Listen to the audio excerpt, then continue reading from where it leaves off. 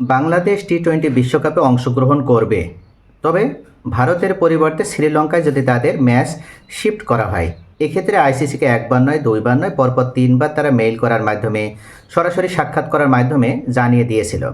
কিন্তু শেষ পর্যন্ত আইসিসি বাংলাদেশে সে কথাই পাত্তা দেয়নি। তারা ভারতেই খেলতে বাধ্য করেছিল এবং উল্লেখ করেছিল যদি বাংলাদেশ বিশ্বকাপে অংশ নেয় তাহলে তাদের ভারতের মাটিতেই খেলতে হবে। তবে এখানে একটি বিষয় সবথেকে বড় প্রশ্ন হয়ে দেখা দিয়েছে। যখন আইসিসি ভোটাভুটি করলো যে বাংলাদেশকে কি ভারতের মাটিতে খেলতে হবে নাকি শ্রীলঙ্কার মাটিতে খেলতে হবে, তখন আমরা দেখেছি 16টি ভোটের ভিতরে অনলি একটি ভোট বাংলাদেশের পক্ষে গিয়েছিল, সেটা পাকিস্তান। আর বাংলাদেশের নিজের ভোট, আজ 14টি রাষ্ট্র কিন্তু বাংলাদেশের বিপক্ষে ভোট দিয়েছিল। তারা কেউ চায়নি যে শ্রীলঙ্কার মাটিতে বাংলাদেশের ম্যাচ আয়োজন করা হোক।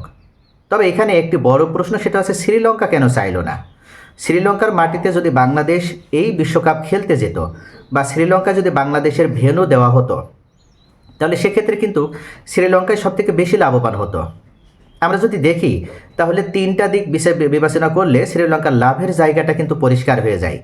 ভারতের মাটিতে বাংলাদেশের ম্যাচ হলে বাংলাদেশ বয়কট করবে, এটা নিশ্চিত, বাংলাদেশ খেলবে না। কিন্তু শ্রীলঙ্কার মাটিতে বাংলাদেশের ম্যাচ হলে বাংলাদেশি দর্শকরা কিন্তু বিপুল পরিমাণে শ্রীলঙ্কায় যাবে। এমনকি বাংলাদেশ থেকে অনেক দর্শক তারা ভিসা করে শ্রীলঙ্কায় ঢুকবে, যেটাতে শ্রীলঙ্কার বিপুল পরিমাণ একটা রেমিটেন্স আসতো। তারা আর্থিকভাবে কিন্তু একটা ভালো সাপোর্ট পেত। শুধু তাই নয়, দেখা যেত যে বাংলাদেশের ম্যাচকে কেন্দ্র করে বাংলাদেশ কিন্তু একটা ক্রিকেটের বড় বাজার বলা চলে। ইতিমধ্যে আইসিসি থেকে প্রকাশ করা হয়েছে যে এবার এই টি-20 বিশ্বকাপে যে 20টি রাষ্ট্র অংশগ্রহণ করছে, তার ভিতরে এমন 10টা রাষ্ট্র রয়েছে যে 10টা রাষ্ট্রের টোটাল জনসংখ্যার থেকেও বাংলাদেশের জনসংখ্যা বেশি এবং বাংলাদেশের আবাল বৃদ্ধ বনিতা সকলের কাছে অত্যন্ত জনপ্রিয় এই ক্রিকেট খেলাটা। একমাত্র এই ক্রিকেট খেলাটাই বাংলাদেশকে সম্মান এনে দেয় এবং বৈশ্বিকভাবে বাংলাদেশের একটা মর্যাদাকে বৃদ্ধি করে। সেই কারণে ক্রিকেট জনপ্রিয় এবং বাংলাদেশে এতটা বেশি জনপ্রিয়। তবে শ্রীলঙ্কা বাংলাদেশের এই বাজারটা ধরতে পারত। দেখা যেত যে অনেক ব্রডকাস্টিং হতো, অর্থাৎ শ্রীলঙ্কায় বাংলাদেশে দর্শক যাওয়ার পাশাপাশি অনেক স্পন্সরশিপ আসতো।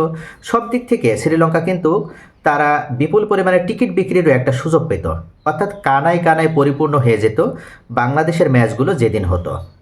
কিন্তু শ্রীলঙ্কা এই সুযোগ হাতছাড়া করলো কেন? এমন তিনটা বড় সুযোগ, আর্থিকভাবে সাপোর্ট পাওয়ার একটা সুযোগ, তারপরেও তারা কেন সুযোগটা নিল না?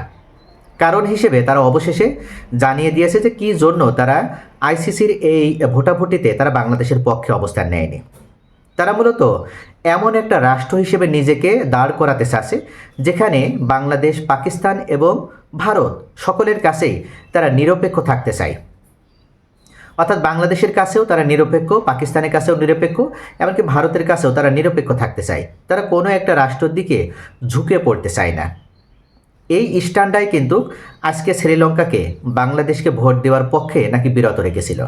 শ্রীলঙ্কা বোর্ড সভাপতি আপনার সিলভা তিনি উল্লেখ করেছেন যে আমরা এই কারণেই, আমরা যদি বাংলাদেশের পক্ষে ভোট দিতাম তাহলে খোদ ভারত রাগান্বিত হতো, ক্রুদ্ধ হতো এবং ক্ষুব্ধ হতো। তবে আমরা বাংলাদেশের পক্ষে এই কারণে ভোট দিই না, আমরা আইসিসির পক্ষে থেকেছি, যে আইসিসি যেটা ডিসিশন নেবে আমরা সেটার পক্ষে আসি। তবে এটাই কিন্তু শেষ কথা নয়। শ্রীলঙ্কার মেন যে ভয়টা সেটা হচ্ছে যদি শ্রীলঙ্কা বাংলাদেশের পক্ষে ভোট দিত এবং আরও অন্যান্য দেশগুলো ভোট দিলে যদি বাংলাদেশের ম্যাচ শ্রীলঙ্কাতে হতো তাহলে কিন্তু বাংলাদেশের গ্রুপ চেঞ্জ হয়ে যেত। এখন শ্রীলঙ্কা যে বি গ্রুপে রয়েছে, বাংলাদেশের ম্যাচ যদি বি গ্রুপে আসতো তাহলে গ্রুপটা কিন্তু ডেথ গ্রুপে পরিণত হতো। শ্রীলঙ্কা জানে যে ইতোমধ্যে এই গ্রুপে শক্তিশালী অস্ট্রেলিয়া রয়েছে। আবার যদি আয়ারল্যান্ডকে এখান থেকে বাদ দিয়ে বা আয়ারল্যান্ডকে যদি এখান থেকে শিফট করে বাংলাদেশের গ্রুপে সি গ্রুপে দেওয়া হয় এবং বাংলাদেশকে যদি বি গ্রুপে নিয়ে আসা হয় তাহলে তিনটা শক্তিশালী দল এই গ্রুপে হয়ে গেল। এমনিতেই সুপার 8-এ কিন্তু প্রত্যেকটা গ্রুপ থেকে 2টা দল উঠবে, তাহলে বাংলাদেশের সাথে কিন্তু শ্রীলঙ্কা পরাজিত হবে, এটা নিশ্চিত। এর আগে আমরা দেখেছি শ্রীলঙ্কার ঘরের মাটিতে 3 ম্যাচ সিরিজে তারা কিন্তু এই টি-20 সিরিজে 2-1 ব্যবধানে সিরিজ হেরেছিল বা পরাজিত হয়েছিল বাংলাদেশের কাছে। এই ভয়টাই শ্রীলঙ্কার কাল হয়ে দাঁড়িয়েছে, যে কারণে শ্রীলঙ্কা এত বড় স্বার্থের সুযোগ পাওয়ার পরও বা এত রেমিটেন্স ইনকামের সুযোগ পাওয়ার পরও কিন্তু তারা বাংলাদেশের পক্ষে স্থানটা নিতে পারেনি। এটাই মূলত মেন কারণ।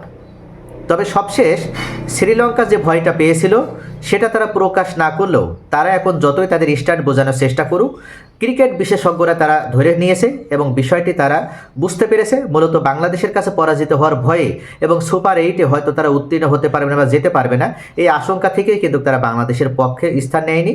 তারা শেষ পর্যন্ত বাংলাদেশকে ভোট দেওয়া থেকে বিরত ছিল।